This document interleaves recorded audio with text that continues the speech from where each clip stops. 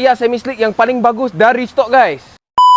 Okay, so guys, hari ni Wan Cina nak buat video ini, nak review lagi sekali untuk GT Radiant SX2 semi slick ini yang sangat mantap. Okay, so size yang kita restock adalah 195, 55, 15 yang banyak sangat orang cari hari-hari. Tanya Wan Cina, dah ada belum? Dah ada belum? Sekarang dah restock guys tapi stok limited.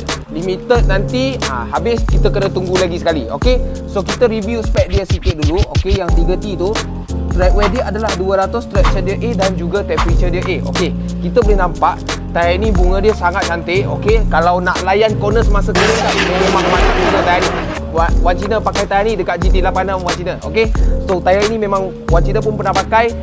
Dia kalau nak bandingkan dengan semi slick lain, Wan Cina rasa air dia, atas air pun dia lagi okey sikit. Sebab bunga dia nampak lagi cantik, lepas tu nampak lagi potong air sikit. Okey, nampak dia ada 3 longkang lagi.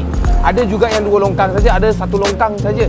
Okey, so itu sahaja untuk video kali ni. Kita nak bagi tahu ada dah restock tayar semi slick yang rasa paling bagus lah untuk segmen 15 lah. Okey, segmen 15 lah. Okey, so itu saja untuk video kali ni. Kalau korang suka video kali ni, tolong like, share dan komen dekat bawah apa yang korang nak tengok seterusnya. Macam biasa, nak cari atau tayar guys, cari Wan Cina. Thank you guys.